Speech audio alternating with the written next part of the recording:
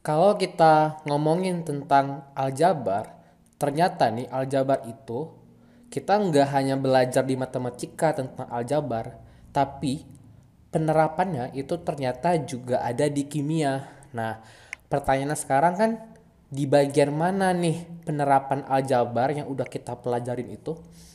Di kimia. Karena memang aljabar itu kepakai di dua topik kalau kita belajar kimia.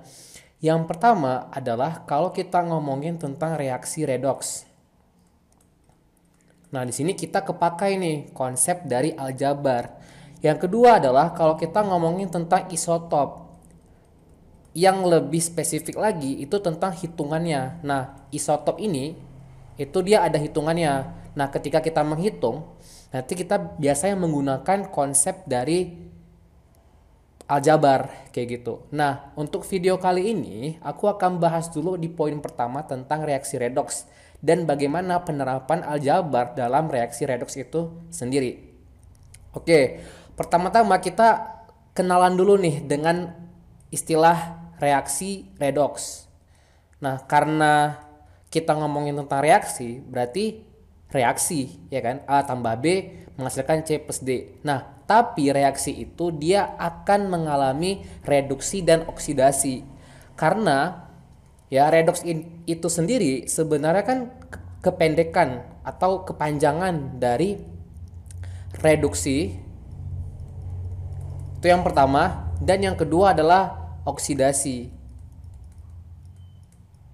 Yang paling penting adalah konsep dari redoks itu reduksi dan oksidasi itu terjadi secara bersamaan. Artinya gini, tidak bisa dalam suatu reaksi itu terjadi oksidasi aja.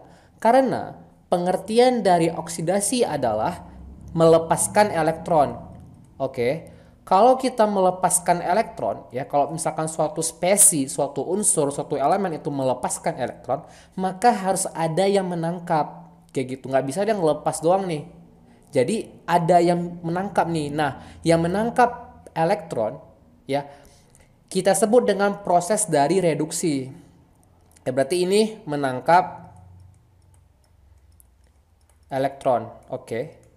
Nah, seperti apa contoh dari reaksi redoks? Di sini misalkan aku punya Fe,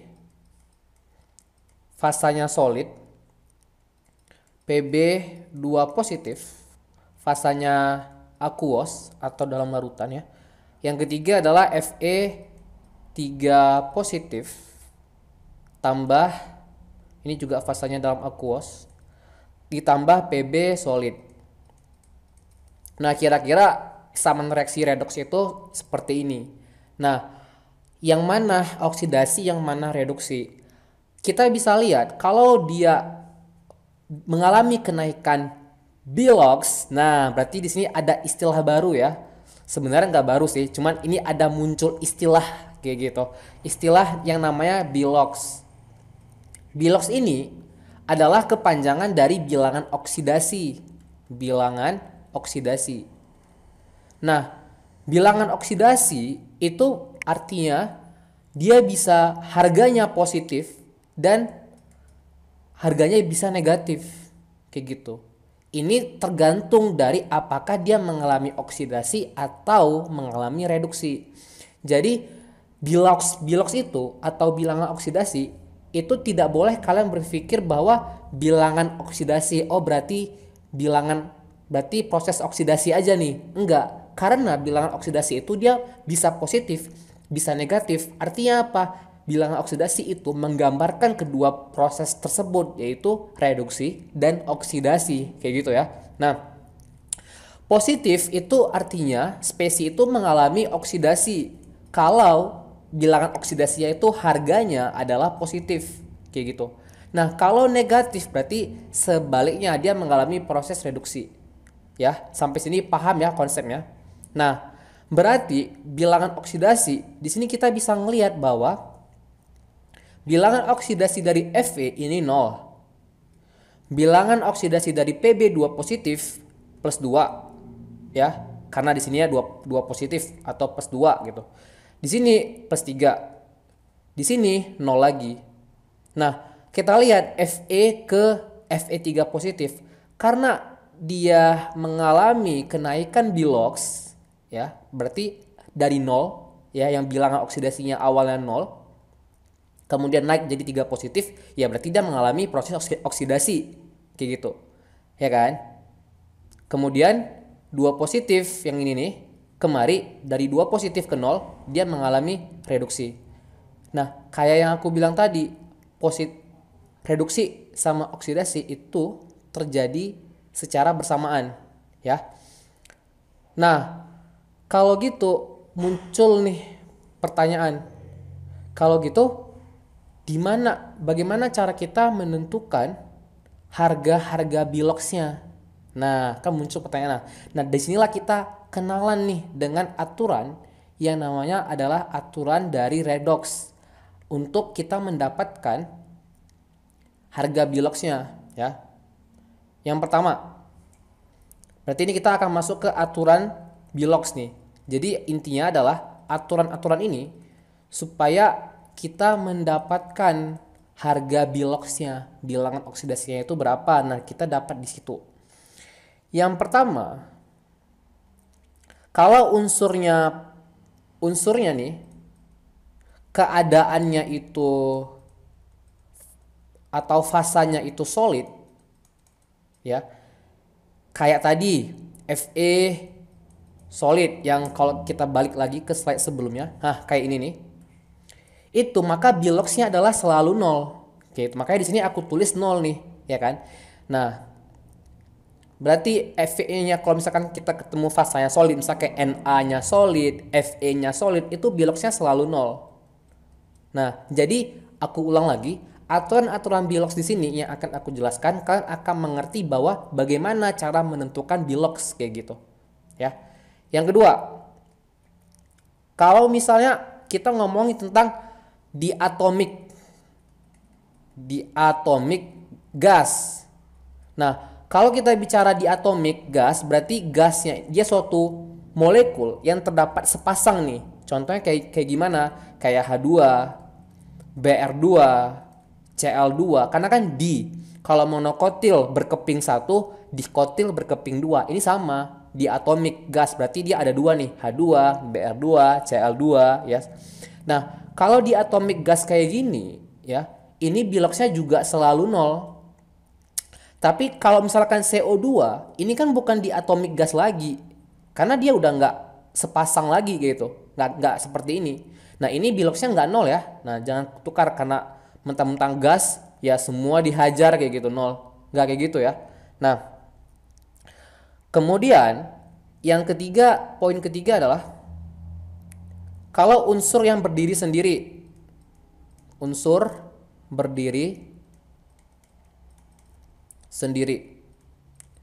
Kalau unsur yang berdiri sendiri, misalkan kayak contoh tadi, kita balik contoh tadi. Ya, yang ini nih, Fe3 positif, Pb2 positif, ini kan dia berdiri sendiri. Nah, maka kayak kita ambil contoh tadi ya, Pb2 positif, maka harga Biloxnya itu sama dengan ya plus 2, sesuai dengan atasnya ini, kayak gitu.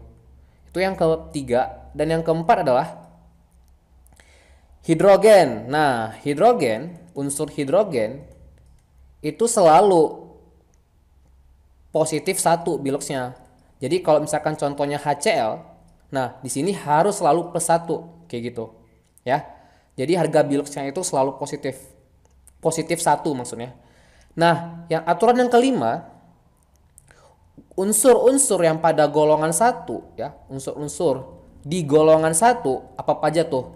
Kayak Haji Lina ke rumah baru. Nah, celananya sampai parahan nih. Ini kan unsur-unsur golongan 1 ya. Ini semua Biloxnya adalah positif 1. Ya, karena dia di golongan 1. Simpelnya kayak gitu. Berarti Na positif, K positif, Li positif, termasuk H positif. Makanya di aturan keempat ini, ya, dia itu positif 1 hidrogennya. Karena dia di golongan 1. Nah, yang keenam, unsur-unsur yang di golongan kedua, kayak beli, manggis, bla bla bla dan seterusnya ya. Ini positif 2. Berarti Be2, Mg2, Ca2 positif kayak gitu. Yang ketujuh, oksigen itu biloxnya selalu negatif 2 kayak gitu. Ya. Itu aturan yang ketujuh. Aturan yang ke-8 ya kita nyempil di sini. Aturan yang ke-8 halogen. Halogen itu golongan ketujuh ya. Apa aja? F, Cl, Br, I. Itu biasanya biloxnya adalah negatif 1. Oke. Nah, dari sini kalian belajar bahwa aturan-aturan bilox ini kalian tahu, oh ternyata kalau kita jumpa poin-poin ini kayak poin nomor 1 keadaan solid berarti dia 0. Oh, kalau kita jumpa atau di atomic gas berarti 0. Kalau dia berdiri sendiri kayak Pb2 positif berarti biloxnya akan sama dengan 2 positif juga. Kayak gitu. Oh, kalau hidrogen plus 1, golongan 1 berarti juga plus 1, golongan kedua berarti itu positif 2. Oksigen minus 2 dan sebagainya, ya. Di sini kita belajar tentang oh berarti kita bisa nih menentukan bilox. Nah, terus dalam penentuan bilox sendiri yang paling penting adalah ya misalkan kalau aku punya HBr. Nah, tadi kita udah belajar H ini kan golongan 1 ya, berarti kan dia harus positif 1. Nah, sedangkan Br ini kan adalah halogen, golongan ketujuh, maka dia harus negatif 1. Yang harus kalian ketahui bahwa yang paling penting nih, total dari biloxnya, kalau memang dia di sini, di bagian sini ini nggak ada muatannya, dia harus sama dengan 0, netral berarti nggak ada bermuatan. Jadi makanya di sini plus 1 ditambah minus 1, ya udah ini total sama dengan 0. Kenapa? Karena kita di sini punya suatu senyawa yang tidak bermuatan. Nanti kalau dia bermuatan beda cerita kayak gitu. Oke.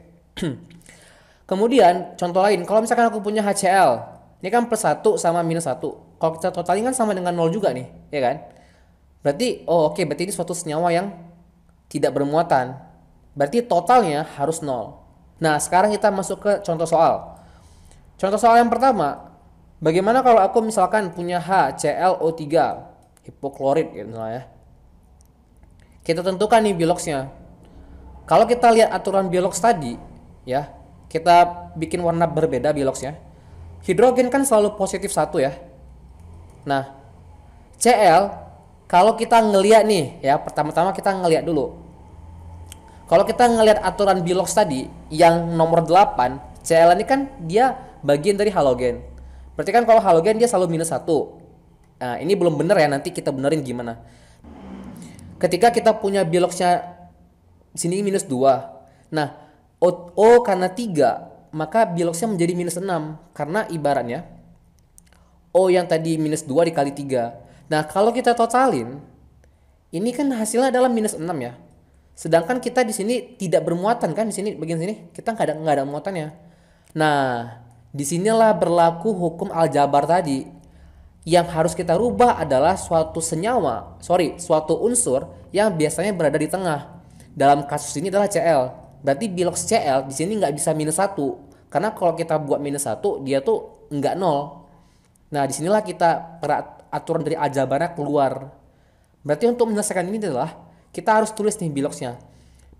H itu kan plus 1. Karena Cl yang mau kita cari, maka kita misalkan dengan X, ya kan? Ditambah X saja nih. Nah, O di sini yang kalau satu unsur O itu minus 2 biloxnya. Kalau 3 berarti minus 6. Nah, ini harus sama dengan 0. Kenapa harus sama dengan 0? Karena ini kan adalah suatu senyawa yang tidak bermuatan. Nah, kalau gitu berarti X sama dengan minus 5 dong, ya kan? Sama dengan 0. Nah, disinilah berlaku hukum aljabar. Kenapa? Karena nanti ini kan kita geser ke kanan nih. Hasilnya akan X sama dengan positif 5. Maka bilox yang benar untuk Cl adalah plus 5. Jadi sehingga ketika kita tambahkan nih plus 6 dikurang minus 6, hasilnya akan sama dengan 0. Oh ya udah, ini benar karena memang suatu senyawa yang tidak bermuatan kayak gitu. Sekarang contoh berikutnya, kita masuk ke contoh soal yang kedua. Tadi kita ngomongin tentang senyawa yang tidak bermuatan. Sekarang bagaimana kalau kita dikasih suatu senyawa yang bermuatan negatif? Nah, beda lagi. Kita disuruh tentukan setiap berapa bilox setiap unsurnya ya. Pertanyaannya sama nih, nomor 1, nomor 2 pertanyaan sama. Kita disuruh tentukan berapa bilog setiap unsurnya. Nah, kalau gitu kan kita di sini nggak tahu ya PT itu berapa bilogsnya. Karena kita nggak tahu PT itu bilogsnya berapa, maka kita misalkan aja dengan X. Nah, sekarang ditambah. Nah, CL itu kan -1. Oke. Kalau misalnya ada 6 CL, berarti kan 1 dikali -6. -1 dikali 6. Maka di sini akan sama dengan -6 di sini. Ya. Karena di sini muatannya adalah 2 negatif, maka di sini kita nggak boleh sama dengan 0. Karena kalau sama dengan 0 dia netral, nggak bermuatan. Berarti kita di sini -2. Karena kita punya 2 negatif di sini. Nah, ini kan akan sama dengan X kurang 6 -2. Nah, kembali lagi kan aturan aljabar. Kalau gitu di ruas kiri aku tambah 6, di ruas kanan aku tambah 6. Jadi X sama dengan ini habis ya. -2 tambah 6 X plus 4.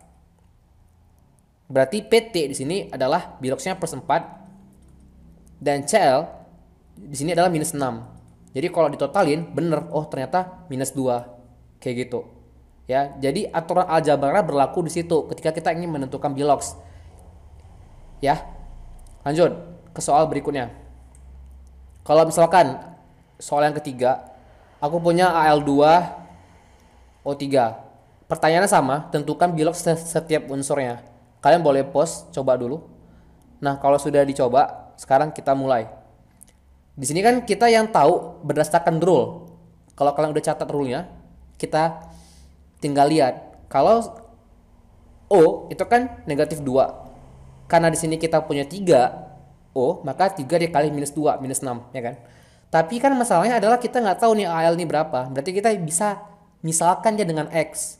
Karena di sini AL-nya ada 2, jadi ibaratnya kayak X-nya tuh ada 2 nih, X plus X. Jadi kita bisa misalkan dia dengan 2X kayak gitu.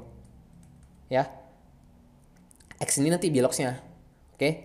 Kemudian dikurang -6. Dari mana? Karena O tadi 1 negatif 2 kayak gitu. Karena di sini kita tidak jumpa muatan, maka ini akan sama dengan 0. Ya kan?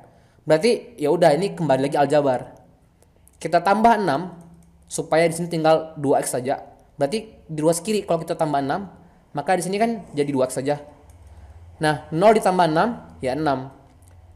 Udah sampai kayak gini, maka kita bagi lagi kedua ruas dengan 2 supaya kita dapat X-nya doang nih. Nah, 6 bagi 2 ini 3, positif 3. Oh, berarti di sini AL-nya bilogsnya itu adalah positif 3. Dan O-nya ya negatif 2. Karena di sini AL-nya 2 ya, 3 dikali 2 ini adalah positif 6. Karena di sini O-nya 3, berarti 3 dikali -2 adalah -6. Berarti totalnya 0. Sesuai kan? Karena kita tidak punya bilogs di sini. Kita tidak punya muatan. Itu soal yang ketiga. Sekarang kita ke soal yang terakhir. Kalau misalkan aku punya H3AsO3, sama, tentukan bilogs setiap unsurnya. Nah, kalau gitu langsung aja kita kerjain. Di sini H, ingat sesuai aturan tadi, hidrogen atau penggolongan 1 ya, itu dia selalu bilogsnya tuh positif. Jadi positif 1 di sini. Kalau O dia selalu negatif 2 ya. Nah, masalahnya adalah karena di sini 3, berarti kan kita punya 3X. Karena apa? Kok 3X? Kita punya 3 karena ya kita punya 3 atom H kayak gitu. Nah, O ini kan 1O -2 dikali 3 -6. Berarti kita biasanya unsuran di tengah ini harus kita cari kayak gitu. Makanya 3 ditambah X ya dikurang -6. Karena kita tidak punya muatan di sini, maka akan sama dengan 0. Berarti X 3 dikurang -6 adalah -3. Sama dengan 0. Berlaku hukum aljabar lagi ya. Plus 3. Berarti ini X sama dengan plus 3. Berarti AS di sini adalah 3 positif. Jadi kalau kita totalin bilogsnya, di sini hanya ya ini bilogs barunya, hanya karena ada 3 maka sini plus 3, sini plus 3, di sini plus 6. Kalau kita totalin sama dengan 0. sesuai dengan yang ada di sini. Oke, itu dulu untuk penggunaan aljabar di reaksi redoks. Nanti di video berikutnya kita akan bahas tentang penggunaan aljabar di perhitungan isotop. Oke?